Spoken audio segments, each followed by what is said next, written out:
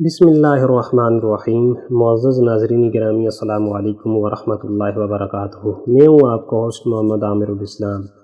اسلام میں چہل قدمی کرنا، جسمانی ورزش کرنا، بھاگ دوڑ کرنا، اس کی بہت زیادہ اہمیت بیان ہوئی ہے تاکہ ایک بندہ مومن جسمانی طور پر نہ صرف چاق و چوبند رہے اور نہ صرف وہ اپنے دنیاوی امور احسن طریقے سے سر انجام دے سکے، بلکہ دینی معاملات کو سر انجام دینا بھی اس کے لیے بہت زیادہ آسان ہو۔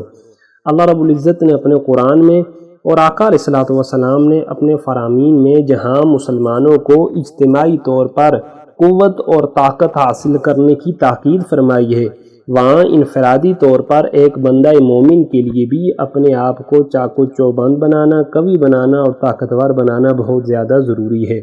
اگر ہم قرآن مجید کا مطالعہ کریں تو اللہ نے حضرت موسیٰ علیہ الصلوۃ والسلام کے واقعے کی طرف اشارہ فرمایا، ان خیر من استاجرت القوی الامین، یعنی ملازم جو کہ آپ نے رکھنا ہے اس کے اندر دو خوبی ہونی چاہیے۔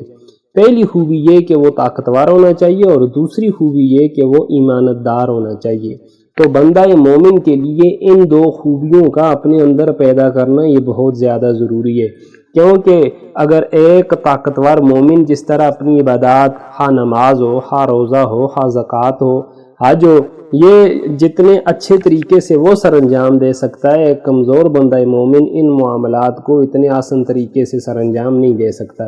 اور دوسرے نمبر کے اوپر استغفار کی قوت بیان فرمایا وَيَزِدْكُمْ قُوَّةً إِلَىٰ قُوَّتِكُمْ، اللہ رب العزت استغفار کرنے کی برکت سے، اپنے گناہوں کی معافی مانگنے کی برکت سے اللہ تمہاری طاقت میں، قوت میں مزید اضافہ فرما دیں گے۔ اور مسلم شریف کی حدیث طیبہ بھی ہمارے سامنے موجود ہے، نبی کریم صلی اللہ علیہ وآلہ وسلم نے ارشاد فرمایا، المؤمن القوی خیر واحب الی اللہ من المؤمن الضعیف، کہ وہ مومن جو کہ قوی ہے، جس کی جان باڑی اچھی ہے، وہ مومن جس کی جسمانی طاقتیں اس کا ساتھ دے رہی ہیں، وہ اللہ کے ہاں ضعیف مومن سے بہت ہی زیادہ اجر اور رتبے کے لحاظ سے بہتر ہے، کیونکہ وہ جہاد بھی کر سکتا ہے، وہ حج کے لیے بھی جا سکتے ہیں، وہ اپنی نمازیں بھی ادا کر سکتا ہے، وہ حقوق اللہ بھی ادا کر سکتے ہیں اور وہ حقوق العباد بھی ادا کر سکتے ہیں۔ اس لیے اگر کوئی مومن وہ ورزش کر رہا ہے، ایکسرسائز کر رہا ہے، اپنے جسم کو بہتر بنا رہا ہے، تو وہ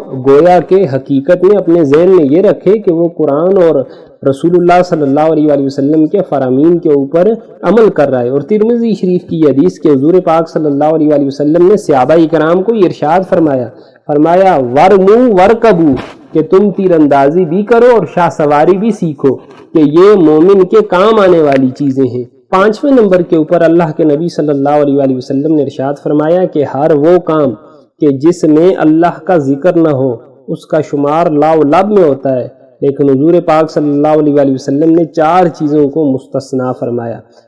پہلی چیز کیا ہے؟ پہلی چیز یہ ہے کہ خاوند کا اپنی بیوی کے ساتھ مذاق کرنا، کھیلنا کودنا،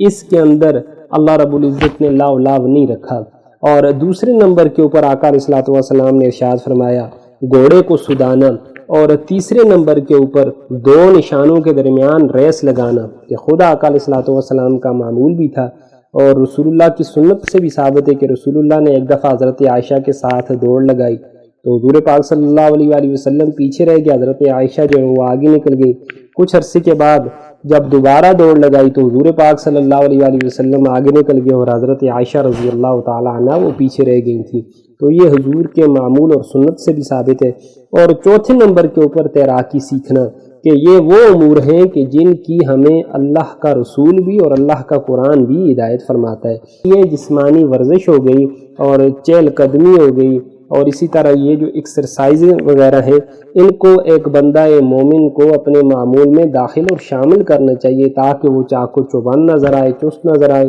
اور وہ حقوق اللہ بھی بہتر طریقے سے ادا کر سکے اور وہ حقوق العباد کی ادائیگی بھی بہتر طریقے سے کر سکے۔ تو اللہ رب العزت مجھے اور آپ کو عمل کرنے کی توفیق عطا فرمائے۔